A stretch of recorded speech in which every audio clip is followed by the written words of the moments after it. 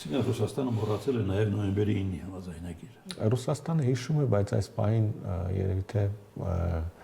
անհրաժեշտություն չի տեսնում դա հիշեցնելու, որովհետև բացի հիշեցնելուց հետո պետք է առաջարկվի նաև օրակարգ, ինչպես է վերակենդանացվում այդ ձևաչափը, բայց քանի որ ինչպես արդեն նշեցի, Ռուսաստանը չունի ծրագրեր այս պահին գոնե կրկին խորը ներգրավվածություն ունենալու Հարավային Կովկասում, այս պահին նման կարգի հիշեցումներ չի իրականացնում։ Դե չէ, նոյեմբերին այն առանցքային փաստաթուղթն եւ այդ ֆորմատը այն առանցքային ֆորմատն է, որը առնվազն այս պահին դեռևս հնարավորություն է տալիս Ռուսաստան չի տալիս, բայց պահպանում է հնարավորությունը ցանկության դեպքում, տրամադրվածության դեպքում, նպատակների դեպքում փորձել վերադառնալ ուրեմն տարածաշրջան։ Բայց Բաքվի եւ Երևանի մինչ այժմ գոնե վարկագիծը վկայում է, որ օգոստոսի 8-ը փակել է նոյեմբերի 9-ի հարցը։ Դե այո, մեծ հաշվով ես ելի եմ կարծեմ նշել ձեզ մոտ, որ Բաքվի ամենակարևոր մղումներից մեկը Վաշինգտոն հասնելու նոյեմբերի 9-ը փակելու, ընդհանրապես փակելու ամբողջական փաստաթուղթը եւ ձևաչափը, այսպես պատմական անցյալում թողնելու միտումն է եղել, բայց Ռուսաստանի համար սա մնում է այնուամենայնիվ անգամ Վաշինգտոնից հետո որևէ մեկը փաստացի չի հայտարարել, որ այսինքն 3 դերակատարներից Հայաստան, Ադրբեջան, Ռուսաստան որևէ մեկը չի հայտարարել, որ նոյեմբերի 9-ի փաստաթուղթը այլևս օրակարգում չէ, պարզապես այսպես էքսպերտային մակարդակում վերլուծությունների արդյունքում գալիս ենք նրան, որ այդ փաստաթղթից որևէ կետ ըստ էության չի մնացել, որ կարելի է ուրեմն դա շրջանառելով ֆորմատը ակտիվ պահել։ Հիմա ցանկացած պահի, եթե բարենպաստ միջավայր լինի, այդ փաստաթուղթը վերակենդանացնելու հնարավորություններն այս պահին պահպանվում են։ Դա կրկնում եմ Ռուսաստանի համար ստեղծում է դեռևս հնարավորություն Հայաստանում, եթե համապատասխան ներքաղաքական միջավայր լինի, կարծում Հայաստանը եւս կարող է այդ օրակարգը առաջվել առնվազն օրինակ գոնե Ռոբերտ Քոչարյանի վերջին հարցազրույցում մի քանի ակնարկ կարվեց այդ ուղղությամբ։ Ադրբեջանի դեպքում չեմ կարծում, որ Ադրբեջանի մեծագույն ձեռքբերումներից մեկն է Վաշինգտոնի համաձայնությունից հետո առան, որ նոյեմբերի 9-ի փաստաթուղթը այլևս գոնե Հայաստան-Ադրբեջան երկկողմ այս բան եղած հարաբերությունների մակարդակում օրակարգից դուրս է թողնված։ Այսինքն Ռուսաստանը շահագրգռված կլինի Հայաստանի ներքաղաքական շրջադարձով որոշակի։ Դե կարծում այո եւ չի բացառում, որ այս ուղղությամբ նաեւ աստիճանաբար սկսվի քարոզչական աշխատանք տանել, որովհետեւ նոյեմբերի 9-ը կրկնում դա այն փաստաթղթային ձևաչափն է,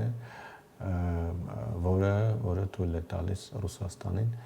իրավական առումով թույլ է տալիս եւ նաեւ հնարավորությունների առկայության դեպքում թե Հայաստանի, թե Ադրբեջանի ուղղությամբ քաղաքականություն մշակելու եւ ինչ-որ քայլեր իրականացնելու։ Այսինքն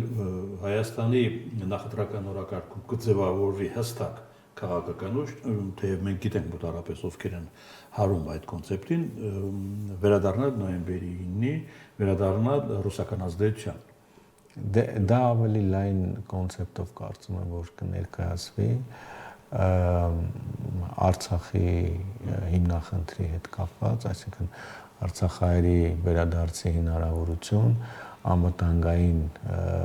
կայուն մեխանիզմների կիրառման միջոցով եւ բնականաբար այդ առումով ֆորմատը, որը կարող է կրկին վերակենդանացվել, դա նոյեմբերի 2020 թվականի նոյեմբերի 9-ի փաստաթուղթը, չնայած որ եթե չեմ սխալվում, գոնե ռուս խաղաղապահների ներկայության հաշվով դա ուներ ժամկետներ եւ մոտավորապես այս ժամանակահատվածում այդ ժամկետները լրանում են, բայց որևէ կերպ կրկնում եմ, դա չի բացառում, որ եթե գնա ձևաչափի ակտիվացման գործընթաց եւ Ռուսաստանը ունենա հնարավորություններ եւ ցանկություն, այդ օրակարգը կարող է առաջ մղվել։ Ես չեմ կարող գնահատել դրա հաջողության ուրեմն հավանականությունը որքան է, բայց դա օրակարգ է, որը կարող է առաջ մղվել։ Չմոռանանք այս շրջանակում Իրանի գործոնը։ Ինչն է այստեղ էլի ուշագրավ, թրիպի գործարկմանը դեմ չի նաև Թեհրանը։ Ասել, որ դեմ չեն, այնքան էլ համաձայն չեմ այս։ Դե այն հայտարարությունները, որոնք հնչում են Թեհրանից, որ դե քանի որ չեն կարող կենսական շահերին չեն վտանգում, չեն։ Դե քանի որ մեծ հաշվով չեն կարող խոչընդոտել այս նախագծին, դեմ հանդես գալը կարծում քաղաքական առումով այնքան էլ ճիշտ դիրքավորում չի լինի։ Նրանք նշում են, որ իրենց համար կան անընդունելի ուրեմն երևույթներ, դա Միացյալ Նահանգների եւ նաեւ Իսրայելի ռազմական ներկայությունն է անմիջական հարևանությամբ եւ իհարկե Իրան-Հայաստան սահմանի նկատմամբ որևէ անխախտելիության նկատմամբ որևէ սպառնալիքը մնացած մասով իբր կողմ են, բայց ընդհանուր առումով այս նախագծի իրականացումը բնականաբար գլոբալ առումով հակասում է նաև Իրանի շահերին, որտեղ Իրանը կորցնում է Նախիջևան Ադրբեջան կապի բացառիկ ուրեմն կապն ապավելու բացառիկության հանգամանքը։ Այնպես որ ես որքանով հասկանում եմ Ռուսաստանի պես նրանք էլ ինչու ոչ նրանց հետ էլ Վրաստանը որոշակի թերահավատությամբ են ուրեմն վերաբերում գործընթացին եւ գուցե նաեւ այսպես ներքին մեծ ակնկալիք ունեն, որ թրիպ նախագիծը կարող է ինչ որ փուլում ձախողվել, տապալվել եւ այդպես էլ չի իրականանալ։ Իրանը դադարեցնում է նաեւ ուրանի հարստացումը։ Շատ լավ հարց եք տալիս, ես իսկ նաև հետաքրքրում է դա միակողմանի քայլ է, ինքն է Թեհրանը որոշել անել այդ քայլը։ Տեսեք, ասում եմ, երբ լսեցի այս տեղեկատվությունը, միաժամանակ մի քանի բան մտքովս անցավ, նախ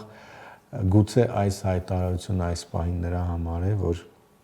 որտեղ իրենք կանխատեսում են, որ քանի դեռ Դոնալդ Թրամփի վարչակազմն է Իսրայելի կողմից ռազմական ակտիվացման որոշակի հնարավորություն կա, որպեսզի այդ հնարավորության համար գոնե քաղաքական քարոզչական առիթ չտան, նրանք հայտարարում են, որ այդ հարստացումը չկա, բայց չի բացառում իհարկե, որ իրոք չկա, որտեղ այս պահին Իրանը այլ կարևոր առաջնահերթ բազմաթիվ խնդիրներ ունի, բայց միևնույն ժամանակ հնարավոր է նաև, որ այդ հարստացումը լինի, պարզապես դա ոչ հրապարակային մակարդակում իրականացի։ Ամեն ինչ կախված է նրանից, թե արդյոք ՄԱԳԱՏԵ-ի հետ ինչպիսի պայմանավորություններ կնեն, արդյոք թույլ կտան, որպեսզի ուրեմն այդ գործակալության տեսուչները գան, դիտարկեն իրավիճակը թվեր, բայց կարծում այս բան առաջնահերթը հենց Իսրայելի կողմից նոր ուրեմն հարձակումներ թույլ չտան եւ Միացյալ Նահանգների կողմից այդ քաղաքականության աջակցությունը չխրախուսելը։ Մի բան էլ եւ ավարտենք։ Ում նախաձեռնություններ Օրբելի ֆորումի անցկացում։ Մեր կենտրոնի Հայաստանի վարչապետի աշխատակազմի հանրային կապեր եւ տեղեկատվության կենտրոնի Օրբելին մեր կենտրոնի վերլուծական նախագիծն է եւ 2019 թվականին ստեղծվելուց հետո ամենամյա պարբերականությամբ բազմաթիվ միջոցառումներ ենք ունեցել, բացառությամբ 2021 թվականը COVID-ով պայմանավորված, ըստ առաջնահերթությունների տարբեր ուրեմն միջոցառումներ եւ ադրբեջանական կողմը առանց նախապայմանի ընդունեց այդ։ Այո, որովհետեւ նախ 2020, այսինքն օգոստոսի 8-ից հետո նախ նման նոր տարածաշրջանի նորովի ձևավորած իրավիճակը քննարկելու տարածաշրջանային եւ ավելի լայն մակարդակով քննարկելու առաջին նախաձեռնություններ եւ քանի որ մեր կողմից էլ ուղարկվել է եւ պարզապես այդքան էլ այսպես ասեմ, համընդգրկում չէր լինի, եթե առանց ադրբեջանցի մասնակիցների փորձենք տարածաշրջանային հարցեր քննարկել, այն դեպքում, երբ որ խոսում է միջավայրի փոփոխության մասին, իսկ մեր առաջարկին միանգամից դրական արձագանք եղավ եւ բավականաչափ սահուն կերպով այդ ողջ process-ն ընդվացավ, ընդ որում եւ ադրբեջանցի մասնակիցների մասնակցության, մասով եւ թուրք մասնակիցներ եւ կենտրոնական Ասիայից մասնակիցներ, այսինքն փորձ է արվել թրիպի հետ կապված, թրիպին շահառու բոլոր հնարավոր դերակատար երկրներից ուրեմն փորձագետներ ներգրավել եւ կարծում եմ ստացվեց։